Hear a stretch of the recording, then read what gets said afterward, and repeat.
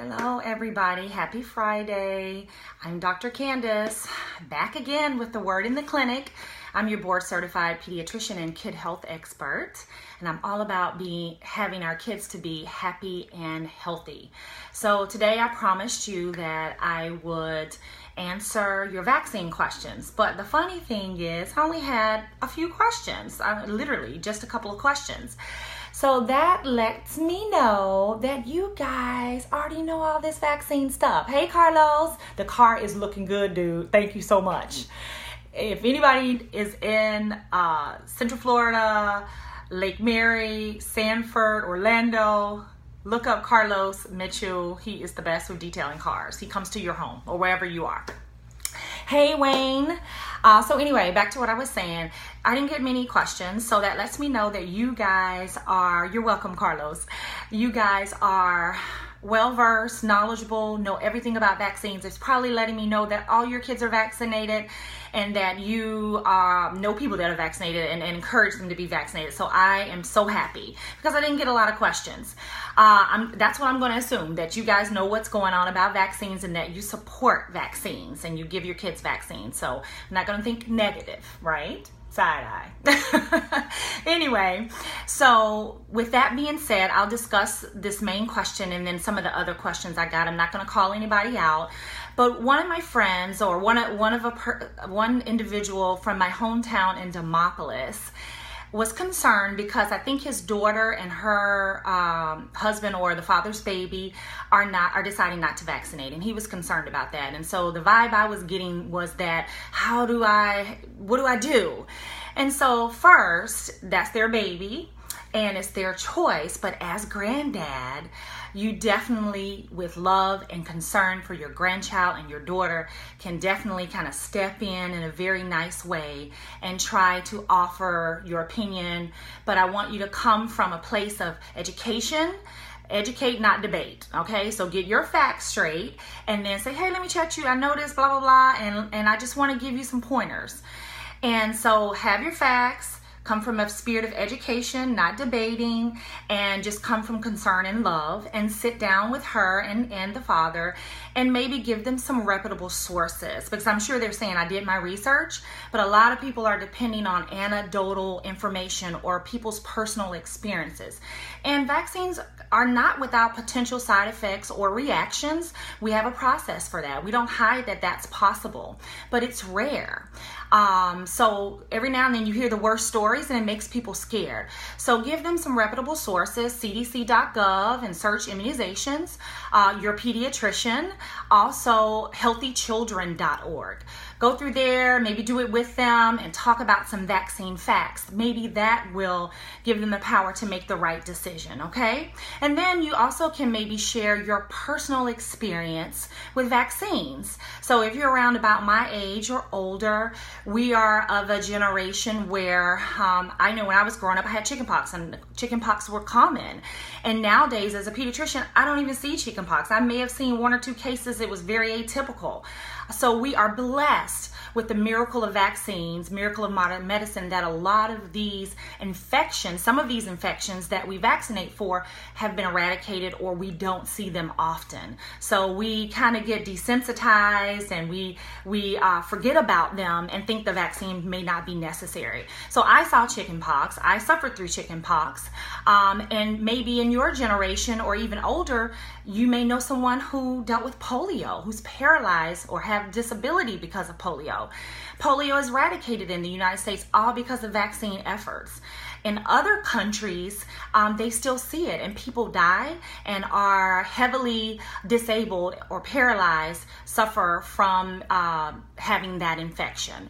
So we don't want to forget that that's a possibility, and that's what vaccines are for, to prevent these 15 or so serious infections that can cause death, that are highly infectious and can affect a lot of people and cause disability.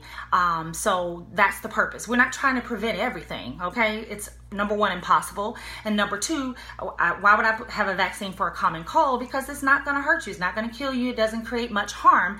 We won't make a vaccine for that. So it goes after those ones that are very highly infectious, they can spread rapidly, and they can cause death and a lot of disability. That's what vaccines are for, and they do work.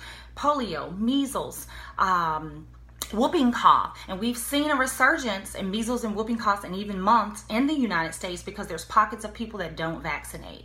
So vaccines work.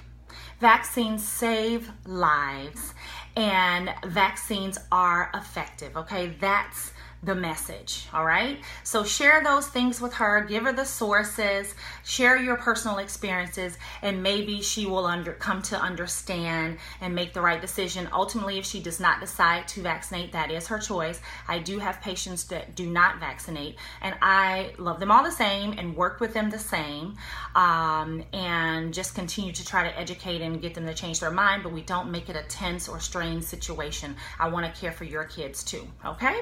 So that's answering that question. Some other things that came up in pregnancy. So with pregnancy, there are some vaccines that you need to make sure you have had, or if you haven't had them in the right time frame, you should get. So the tetanus, which covers for tetanus, diphtheria, and pertussis, and also a flu shot. And make sure you're up to date on your measles, mumps, rubella vaccine, because rubella can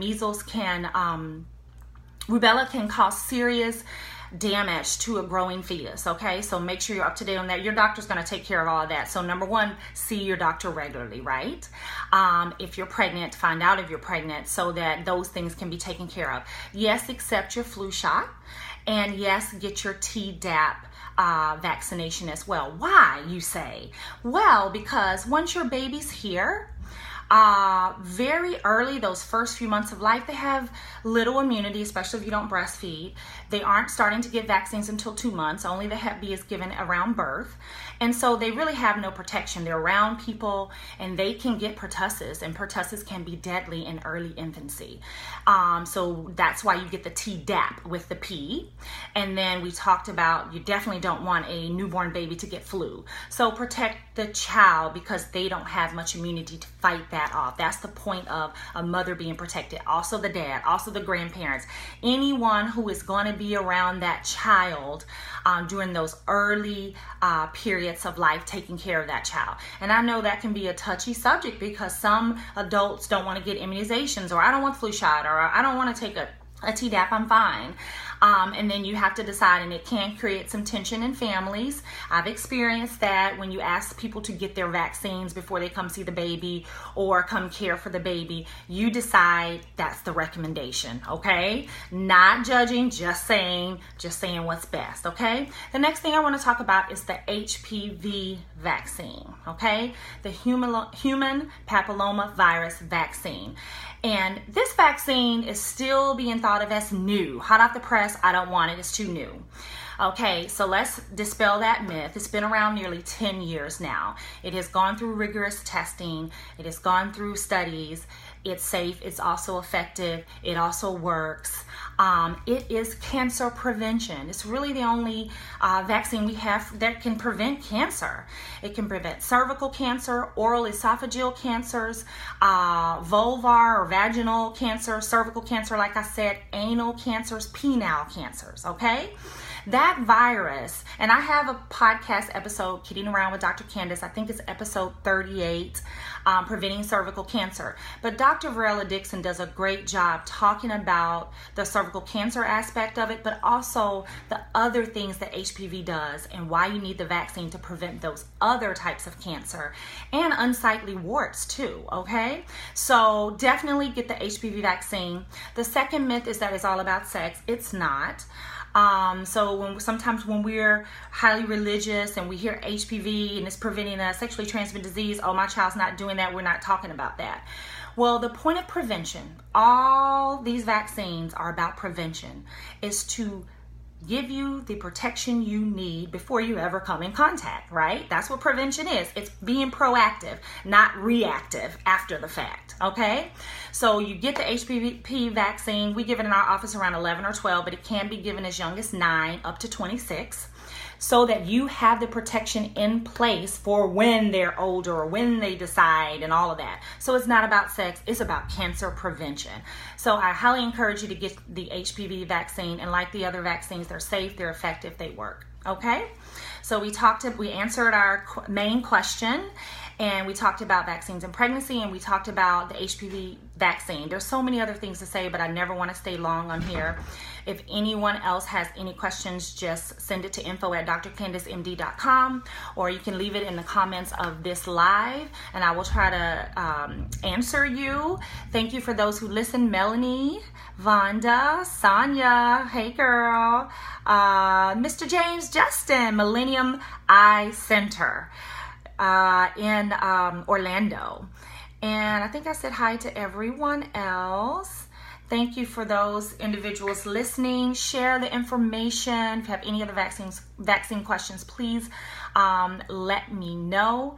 But again, the message is this is National Immunization Awareness Month, the month of August, and we want everyone to know that vaccines are safe, effective, and they do work, and to please be up to date on your immunizations to protect yourself and your children from disease-related things that can be prevented, basically. So it's about prevention and being happy and healthy, okay? So I'm out, Dr. Candice out, finishing up clinic today. Have a happy, great weekend. New episode of Kidding Around with Dr. Candice will be dropping soon. I have no idea when. I have so many things on my plate. But I will drop it and let you know, as usual, through Facebook and all the other social media platforms that I have. So have a great weekend. Thank you for listening. And we'll talk next week with the word in the clinic. Don't know what it's going to be. I'll let you know. Have a great day.